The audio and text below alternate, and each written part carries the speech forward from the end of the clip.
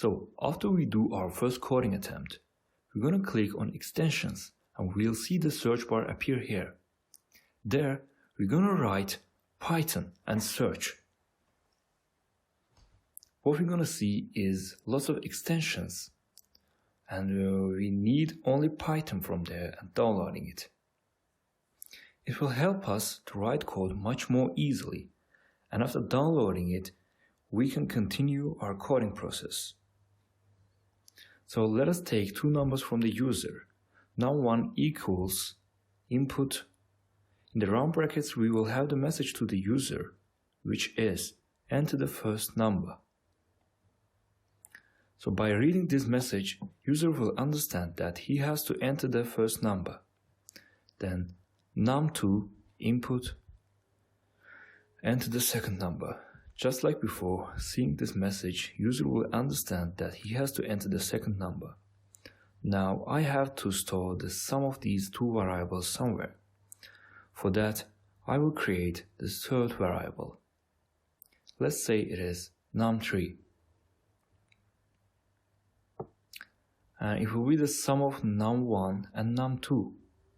So in the num3 variable, I'm storing the sum of num1 and num2. And the value of num1 and num2 will be what I accept from the user. After adding these two variables, I have to show the sum. So in order to show the sum to the console, we have to print statement. So I'll type down print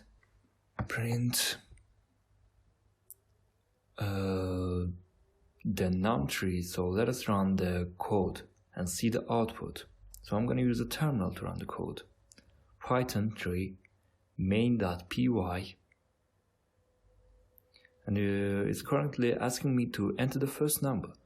So let us enter 12, and when I hit the enter bar, it will ask me to enter the second number, which is going to be 13. And again, after hitting the enter, I'm getting 1213 as an output. It's because it considers these numbers as a string and adds those numbers as a string in a series.